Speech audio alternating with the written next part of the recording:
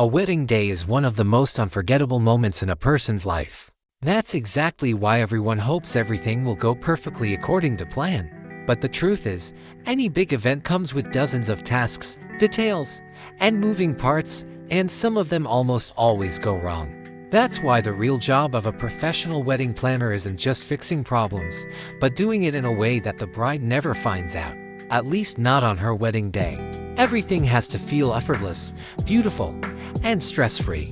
And now, let's find out exactly what had to be kept hidden from the newlyweds. So, wedding planners, share your stories from the category "The bride must never know about this."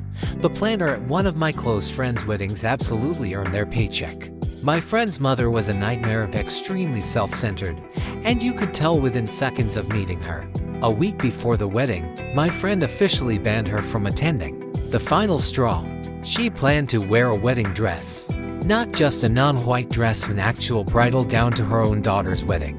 That entire week was pure chaos. We did everything we could to help my friend and her future husband relax and forget that woman even existed. On the wedding day, everything was perfect. A beautiful church, an incredible atmosphere. The planner moved through the event like a fairy godmother, controlling every detail flawlessly. If anything went wrong, no one noticed. Guests with children even had nannies waiting in the church's kids' room. Finally, the vows were exchanged, and the ceremony transitioned into the reception. And that's when she appeared, marching down the hallway in that dress, looking like she'd just crawled off the highway. She didn't even make it into the main hall. Out of nowhere, the planner launched toward her like a Secret Service agent. I swear, I didn't even see where he came from. He covered her mouth and dragged her out of the building in seconds. None of us friends of the couple even had time to react. The bride and groom never knew she made it inside. They were told she'd been arrested in the parking lot due to an outstanding warrant in another state. The truth only came out after the honeymoon, which, by the way, lasted a full month. Probably because even the rest of the family wanted nothing to do with her. Since then, we recommend that planner to everyone. The guy took the hit, handled it quietly, and then continued running the night like a Disney-level professional. At my own wedding, the maid of honor was supposed to hold my husband's ring, while the best man held mine before the ceremony. My dad and I were joking around backstage, and I got distracted and didn't double-check everything. During the ceremony, all my attention was on my husband and my grandfather, who was officiating. I wasn't watching the bridal party at all. So, I completely missed the moment when my husband's aunt slipped behind me and handed the ring to the maid of honor. She played it off like it was planned, and I had no idea anything went wrong. Turns out, she had left the ring back in the prep room. No one said a word. I never would have known if my aunt hadn't filmed the ceremony. About a week later, I watched the video and noticed my husband's aunt suddenly rushing toward the altar. When I asked my sister what happened, she almost burst out laughing. The maid of honor had panicked, explained everything with hand signals, and the aunt sprinted to save the day all in under 30 seconds. I used to work in the wedding industry myself, managing events at a 5-star hotel. Our clients were premium, spending over $150,000 per day. And even with people obsessed with perfection, things still went wrong. The reality is that most brides are floating through the day in a haze. Problems that seem catastrophic the night before suddenly don't matter at all. Rule number 1, don't say anything unless it's something the bride can directly see or hear. She does not need to know that the place cards for table 15 were printed with spelling mistakes.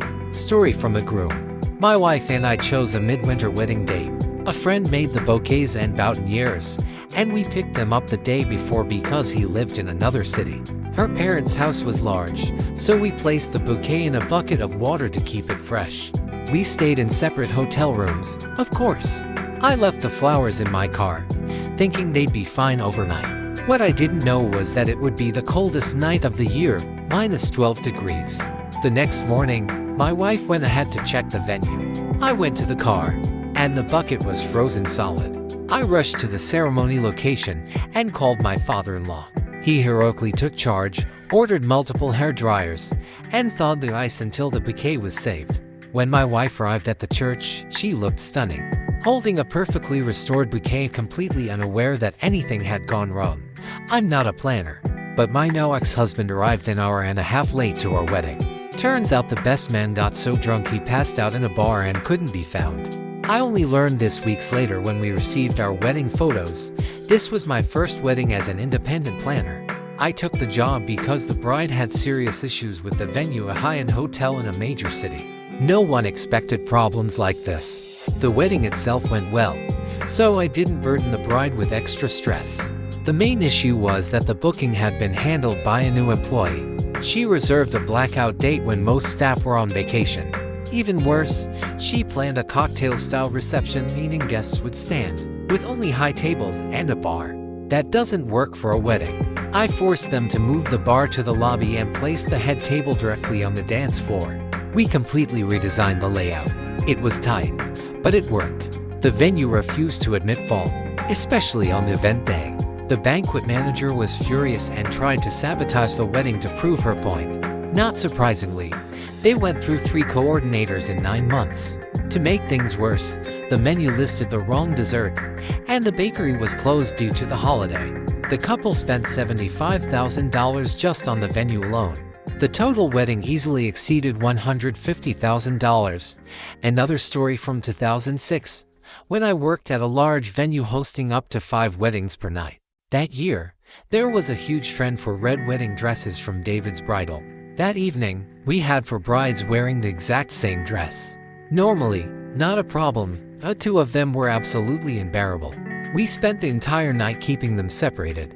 That's the irony of the wedding industry. One bride gets angry because someone else wore the same mass-produced dress, instead of just having fun together and taking epic photos. At my stepsister's wedding, her grandfather suffered a stroke during the vows. He was already loud and disliked being touched, but during the photo session it became clear something was wrong. Without hesitation, the planner ordered a taxi to take him to the hospital and promised to handle everything.